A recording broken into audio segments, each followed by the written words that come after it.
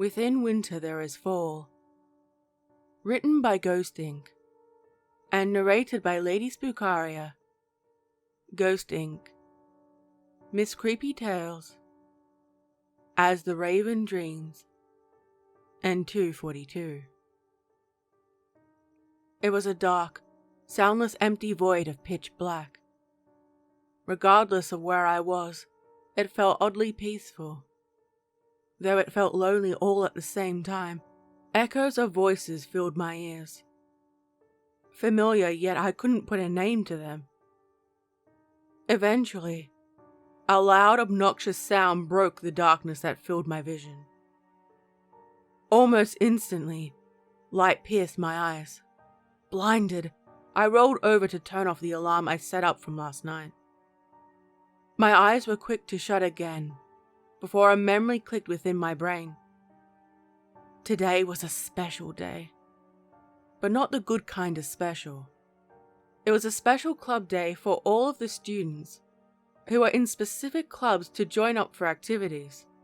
What I didn't understand was why they did it in a possible terrible snowstorm. Supposedly the worst in years. But they say that every winter. I guess, despite the warning, it didn't exactly seem plausible. Sitting up upon my bed, I looked over toward my window, which gleamed with white. Walking over after getting out of bed, I realized it was snowing. It was light, but it was something. Quickly getting myself dressed, my phone began to ring, buzzing on the wooden nightstand. Picking it up, instantly realizing who it was. I answered. "Morning, Amy," I said in a cheerful tone. "Morning, Duncan. Just seeing if you were awake," she said, barely awake. "Did you just wake up, babe?" I asked, holding a chuckle. More or less. Not looking forward to walking in the cold weather. You saw the snow, right? She mentioned. Yeah, first thing I saw out the window.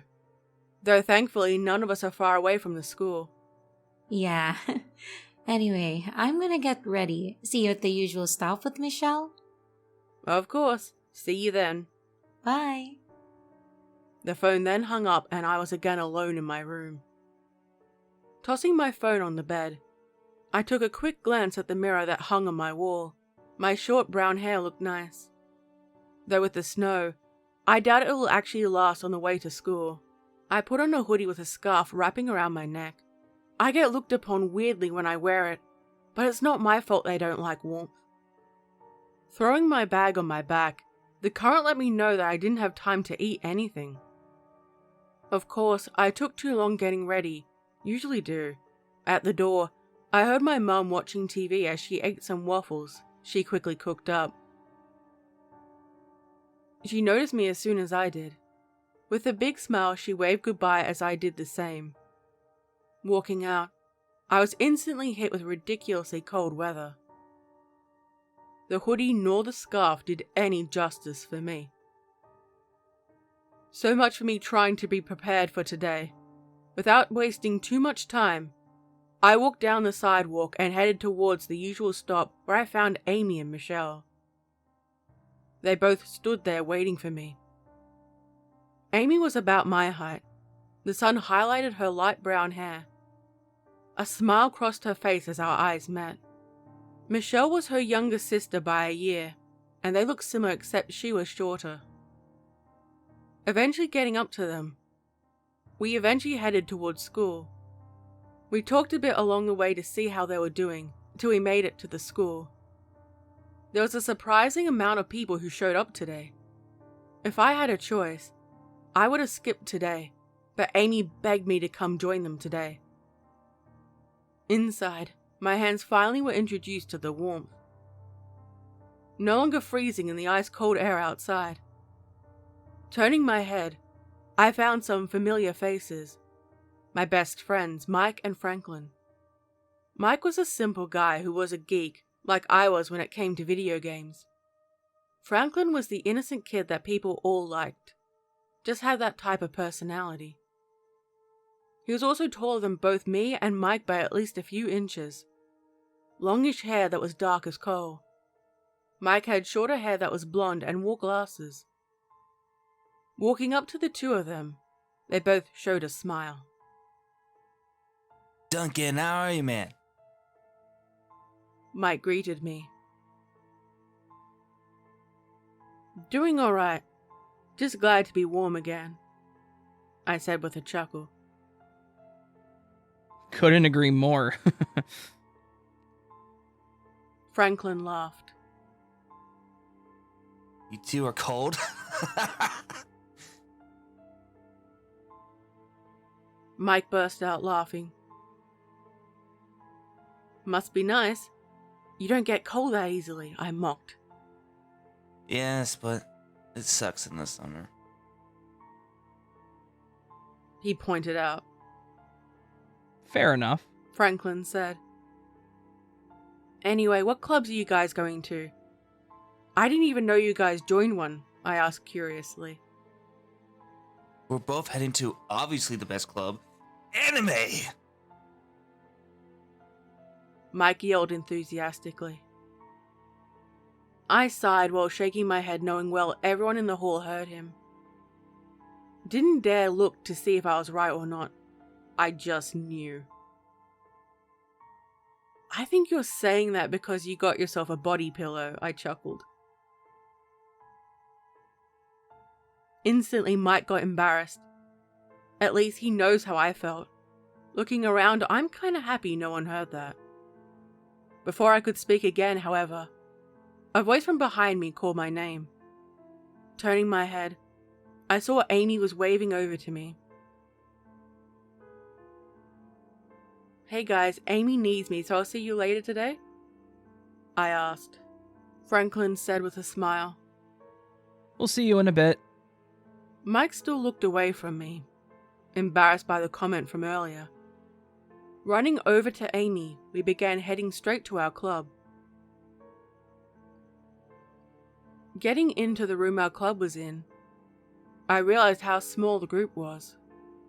Barely 10 people were in here. I thought Picture Club was kind of fun, but it might just be this small crew. Sitting at a desk awaiting our teacher that ran the club, Amy sat beside me. Where do you think is Mrs. Higgins? She asked me. To be honest, probably skipped this day because of the snow, I responded. I wouldn't blame her. The weather really sucks today, and it's only getting worse too. Amy pointed out. Turning my eyes slightly, I could see the snow has sped up significantly. The wind could even be heard whispering from the window. Maybe they'll let us go home soon so we don't get stuck here. Or will they be stubborn about it?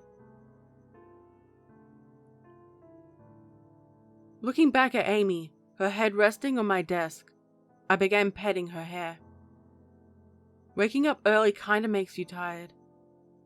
My eyes got heavy as I got bored. Despite being in the club for a while, I didn't really interact with many of the people in the club. They all knew each other while Amy and I were the outliers. Not putting too much thought into it, I decided to get up so I wouldn't go to sleep myself. I may be lazy sometimes, but I'm not one to leave a bad impression of myself if the teacher walked in. Amy poked her head up as she saw me walking off a bit. Where are you going? She asked. Just taking a walk around, trying to stay awake. Wanna come? I asked. She hesitated a bit, wondering if she wanted to sleep or get up. Reluctantly, she decided to walk with me. She held onto my hand, leaning her head on my shoulder as we walked down the lengthy hallway.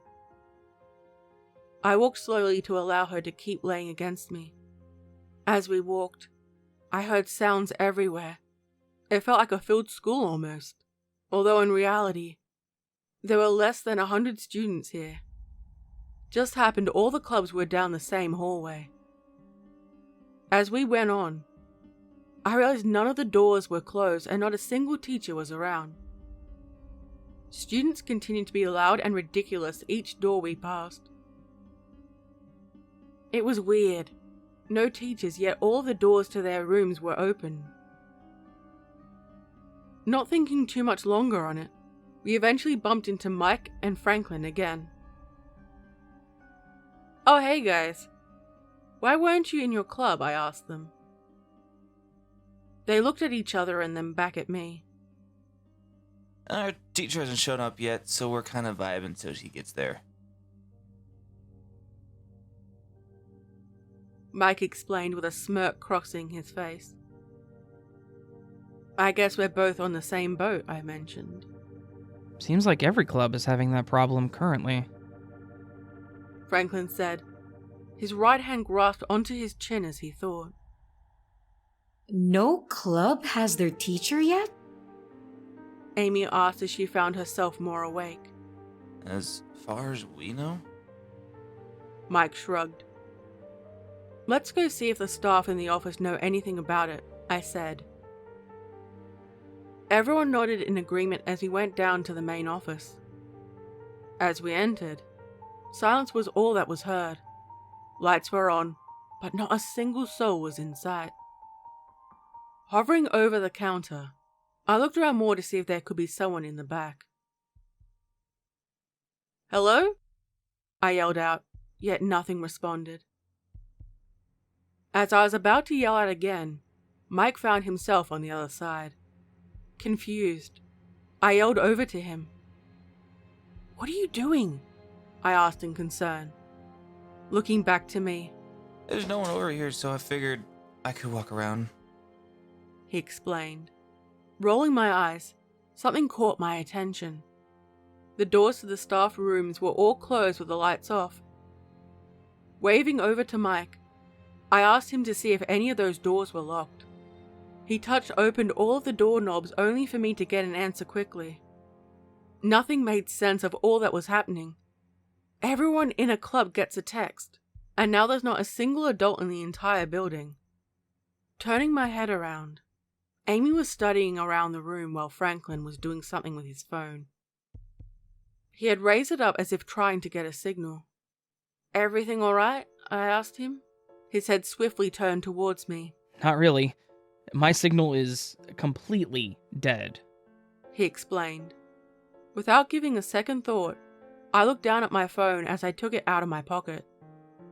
There wasn't a signal. Then again, it could be because we're at school.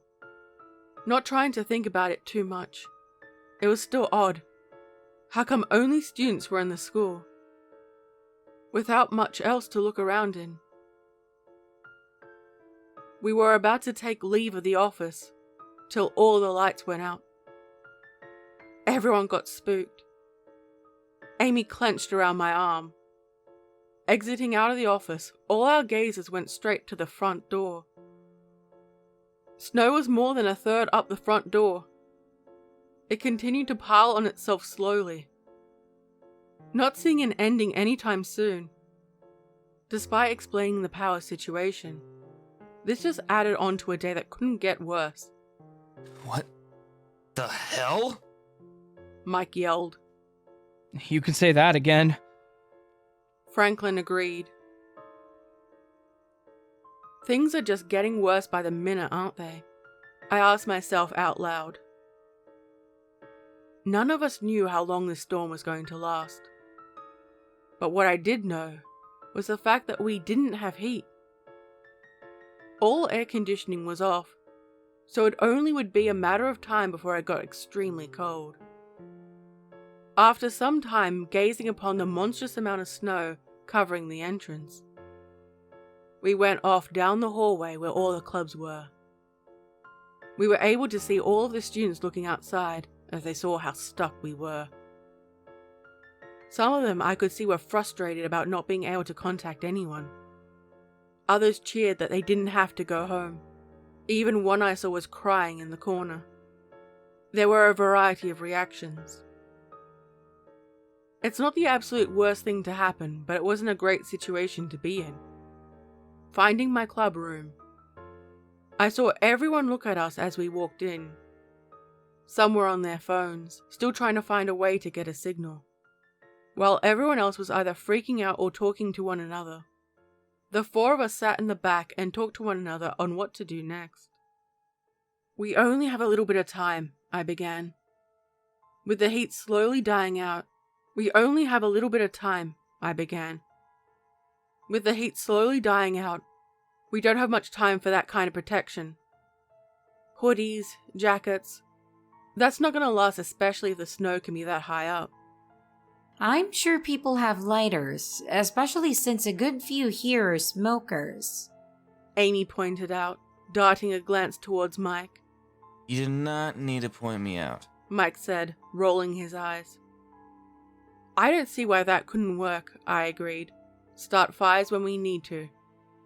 And we should be fine in terms of heat." Jeez. I wonder how much trouble we're gonna get into when the storm is over, and once we get to the fire part of things. Franklin said. "I would rather live than freeze to death," I said to him. Couldn't have said it better myself. Mike agreed with me. We continued to talk afterward till something bumped on the window behind me. Everyone turned their heads in the direction of the window. A thin black curtain covered the windows in our room. Outside the pure white snow, a dark shadow loomed over as if floating. I felt my heart bump as we all continued to look without moving an inch. Since I was closest to the curtain, I grabbed onto one side of it softly before gripping onto it. Sound deafened in my ear, and all that was heard was my racing heart.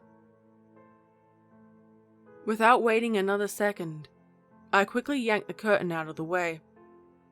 My eyes widened at the horrific sight. People screamed behind me as I continued to stare. The nightmarish image, scarring my sight forever.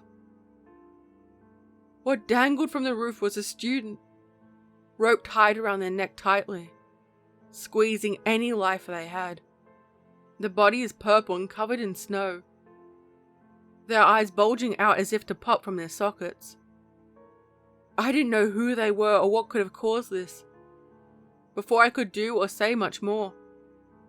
A girl pushed me to the side before banging on the window. She was weeping in tears. "Ashley!" she yelled. "This can't be real."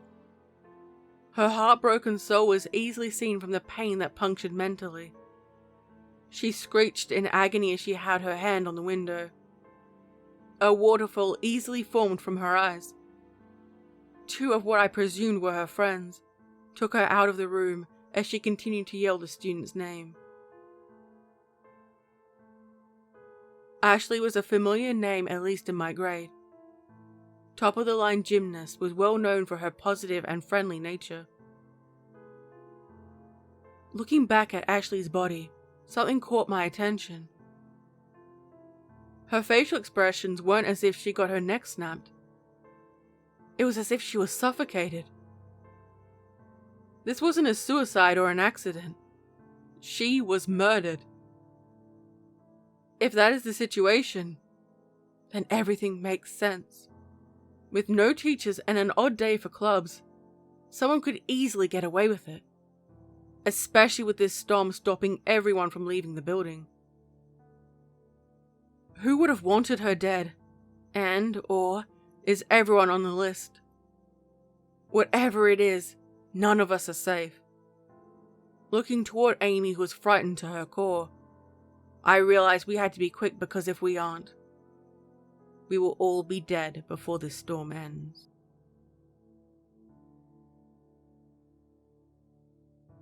And there'll be a part 2 in the next 2 weeks or so. Please check out the author Ghost Inc. Also, please do yourself a favor and check out Ghost Inc., Miss Creepy Tales, my baby! As the Raven Dreams, the bird, Brady Bird, and 242. All their channel links are in the description below. Please check them out. This video is made with the support of my incredible Patreons and channel members. Please consider signing up if you would like to support me. It is greatly appreciated. I also have merch if you would like to get some of that as well. If you have a story of your own that you would like me to narrate, please post it on my subreddit page or email it to me. All my links are in the description below. Stay safe, my little spooklings. And remember, I'll be watching you.